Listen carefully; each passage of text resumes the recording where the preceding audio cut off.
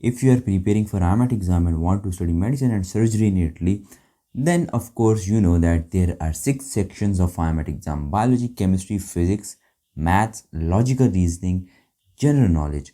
So far we have discussed biology, chemistry and physics. Now in this video we will talk about how to study for IMAT maths. Most students don't study for maths at all because they say we haven't studied in high school, so there is no point of studying for this exam. Remember, after watching this video, you will get to know that how questions are being asked in your exam and what is the most or the high yielded chapters. I won't say this. What is the syllabus of IMAT Maths? Like what you need to study for specifically for maths. I will tell all the chapters, all the topics in here. So yeah, just prepare those and you are good. Afterwards, we will talk about which strategy you should be adopting. Like calculators are not allowed, so what you should be doing to solve the questions, right? That is the really important. And then we will end up with what are the resources that you should be like studying from: books, practice books, and then we will be having lecture resources. So till the end you will have each and every single thing how to study for IMAT Maths. Now let's begin this video, but before continuing, if you haven't subscribed this channel, then do so, because we have got so many cool videos upcoming regarding IMAT exam. And follow us on Instagram imat.nerd, so you can have all the updates and news regarding IMAT exam. And most importantly, we are doing IMAT practice questions on Instagram. So yeah, watch stories and interact. You will learn a lot. Now let's begin this video. Let me tell you most important thing. Most students say why to study for IMAT Maths, because I didn't study in high school. Remember, IMAT Maths won't test your like long lengthy calculations. It will be just a mental math. It is testing your basic problem solving skills. Of course you know that there is logical reasoning portion, but in maths it's more like you know how to do calculations like addition, subtraction. Although it's not just limited to addition, subtraction, of course it will involve algebra, logarithm, all those things that you have studied either in your secondary school or maybe high school, because most students don't study in high school, but some students do study as part of their curriculum. But anyways, if you haven't studied or if you have studied, still you gonna do IMAT Maths. Why? Because as I told you, competition is rising, number of applicants are rising, exam is becoming a lot easier. So to avoid that and for surety, you have to prepare for IMAT Maths. So how you gonna do it? Let's break it down. But before that, you need to know IMAT Maths syllabus. So I have got this on screen, just like screenshot it, or it's available on website as well, so you can got that as well. So you need to focus on 4 main pillars. First is algebra and equations. You must be comfortable with fractions, percentages, powers, scientific notation and logarithms. Logarithm is really important. It's really easier and the questions are asked really easier from here. So algebra and logarithm are really important. With algebra you have to know, okay, what are fractions, how to calculate percentage, powers and scientific notation. Scientific notation is easier, it's not hard, you have studied in physics. Now the second is functions, specifically exponentials and basic trigonometric functions. And you need to know about sine, cosine, tangent and their normal angles like 30, 45, 60, 90 degree. That is part of your physics as well, but again you will do like really good here. Third is geometry, and geometry you have to know about Cartesian plane, the equation of straight line, areas and volumes of basic shapes. And then finally you will have probability and stats. Understand the basic frequency and the probability of random events. And probability is not hard, but again you need to learn that, and probability will be there in your logical reasoning part as well. So you need to know about probability, learn it, it's a lot easier. Let's say you are given red balls, white balls, blue balls, and like there are certain numbers of balls, so they will be saying what is the probability of me picking the blue ball. So based on that you have to learn this, and it's easier, it's not hard. So these questions have been asked in past exam. So it's really important what you don't need to study, because just you are spending weeks learning something like really big calculations and something that will not appear in your exam.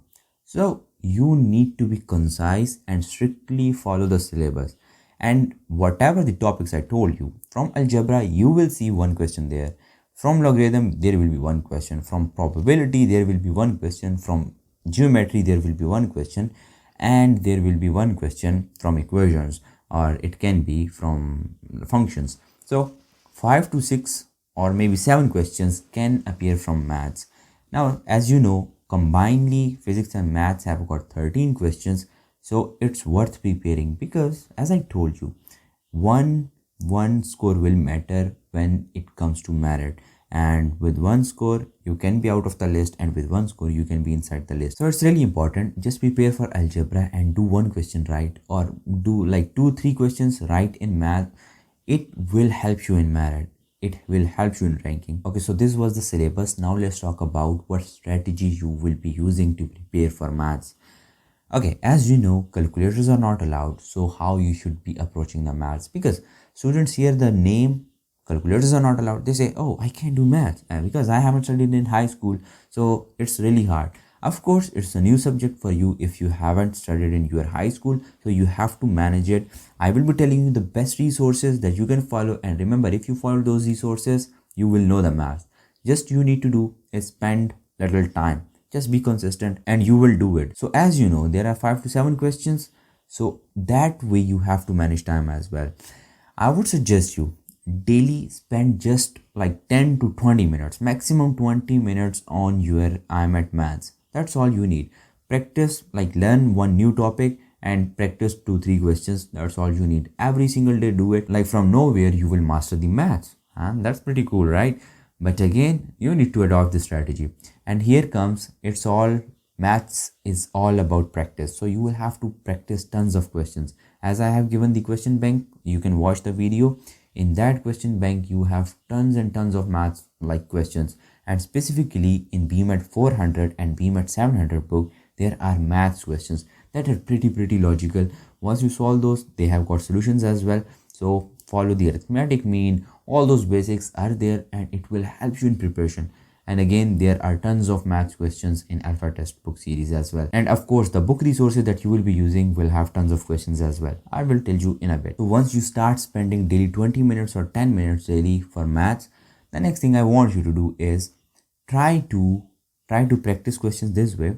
Just pick up topic like arithmetic means or scientific notations or functions. Try to practice like for a week on that, and next week start anything else, because this will help you to build memorization, and that will help you in your exam. And second thing that I want you to do is get good with estimation.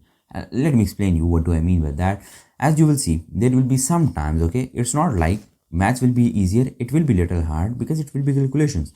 And so once you see a complex questions in your exam, what you have to do is you have to estimate the answer. Let me tell you, you don't need, okay, because values will be in decimal points, and handling decimal point is really like a little hard. So what you have to do, there will be like let's say a question appear and it has got the answer 10, 50, 100 or 500. So you might be like, I need to use this decimal point and get the like exact answer. That will cost you a minute or maybe 2 minutes, and that you cannot manage at all. Why? Because in those 2 minutes you would have solved the biology questions and you can have like got good scores in there.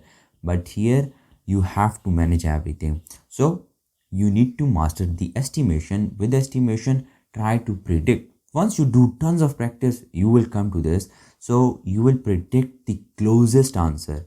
Once you estimated the closest answer, just put that answer. You don't need the exact like remove or move the point and then land the answer. You would have wasted 5 minutes, and that's the trouble you cannot afford at all. All right, so that I hope that makes sense. And next, I want you to make a formula sheet for yourself.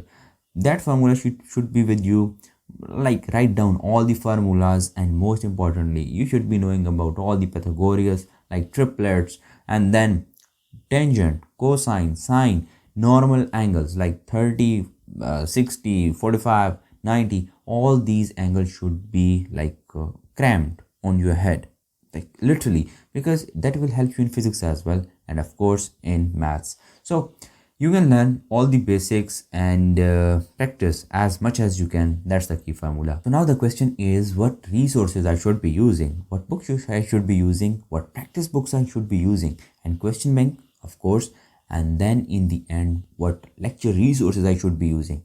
So here comes the recommended book is your high school level book. If you have studied, that's the perfect. Don't use any other book. Whoever says to you, go with this book and I found this helpful, no, don't listen to it, because the book that you use in high school, that's the perfect thing. Maths won't change. Maths has got the same calculation, same thing. Okay, so use that book.